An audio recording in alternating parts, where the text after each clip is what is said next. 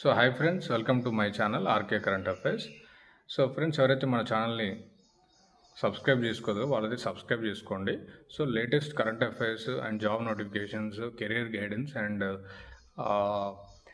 ఏదైతే competitive exams సంబంధించినటువంటి current affairs కోసం మన channel RK current affairs channel like చేయండి, షేర్ చేయండి, సబ్స్క్రైబ్ చేయండి. సో టుడే మన టాపిక్లోకి వెళ్ళినట్టయితే, సో కేరళ రాష్ట్ర ప్రభుత్వం ఒక ఇన్నోవేటివ్ ఐడియా అనేది తీసుకురావడం జరిగింది. సో కేరళలో ఫేమస్ కొబ్బరికాయలు అని చెప్తాం. కొబ్బరికాయలు, ఎలిఫెంట్స్ మనం రీల్స్లో అక్కడిక్కడ చూసుంటాం. అయితే కేరళకు సంబంధించినటువంటి ఎలిఫెంట్స్ ఏవైతే ఉంటాయో అవి పక్కనున్న పంట పొలాలను నాశనం చేయడం కానీ, లేకపోతే అక్కడ ఉన్న వ్యక్తుల మీద దాడి చేయడం కానీ అయితే మనం చూస్తూ ఉన్నాం. అయితే దీనికి సంబంధించినటువంటి దాన్ని అరికట్టడానికి కేరళకు సంబంధించినటువంటి అమృత యూనివర్సిటీ ఏం చేసిందంటే, అందులో ఉన్నటువంటి ల్యాబ్ అమ్ముచ్చి అనే ల్యాబ్, అందులో సంబంధించిన రూరల్ టెక్నాలజీ అనే డిపార్ట్మెంట్ వారు ఏం చేశారంటే, ఎక్కడైతే ఏనుగులు సంచరిస్తుంటే అక్కడ కెమెరాస్ అనేది ఫిక్స్ చేసి, సో వాటి యొక్క గమనానికి ఎటు వెళ్తున్నాయని చెప్పి తెలుసుకోవడానికి కెమెరా అయితే ఫిక్స్ చేయడం జరిగింది. అయితే వీటికి సంబంధించినటువంటి కెమెరాలు ఫిక్స్ చేసిన తర్వాత నైట్లో కూడా ఆ కెమెరా క్లియర్గా ఉండడానికి ఇన్ఫ్రారెడ్ రేట్స్ సంబంధించినటువంటి కెమెరా అయితే యూజ్ చేయడం జరిగింది. సో దానివల్ల చీకట్లో కూడా ఏనుగులు ఎక్కడికైనా కూడా దానికి సంబంధించినటువంటి ఇన్ఫర్మేషన్ తెలుసుకోవడం జరుగుతుంది. సో అటువైపు మనుషులు ఎవరు వెళ్లకుండా పంట పొలాల సైడ్ వచ్చినప్పుడు దానికి సంబంధించిన చర్యలు తీసుకోవడానికి అయితే ఇదైతే చాలా యూజ్ అవుతుంది. సో మనకు ఏనుగులు సంబంధించినటువంటి పాపులేషన్ చూసినట్టయితే కర్ణాటకలో ఎక్కువగా ఉంది.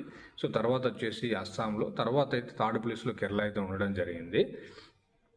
సో ఈ కేరళకు సంబంధించినటువంటి ఈ ఇన్నోవేటివ్ ఐడియాను సో మిగతా రాష్ట్రాలు కూడా, ఏనుగులు ఉన్న కర్ణాటక, అస్సాం కూడా ముందు వాటిని అయితే తీసుకోబోతుంది.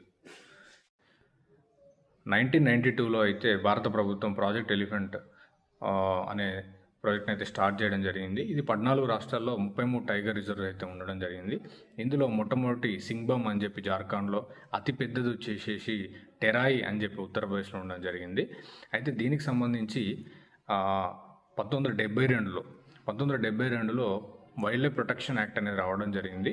సో ఈ 2024 వైల్డ్ లైఫ్ ప్రొటెక్షన్ యొక్క థీమ్ ఏంటంటే wild life and connecting the people planet, exploring the digital innovation in wild life. అంటే ఏదైతే ఉన్న డిజిటల్ ఇన్నోవేషన్ మనం ఏదైతే వాడుతున్నామో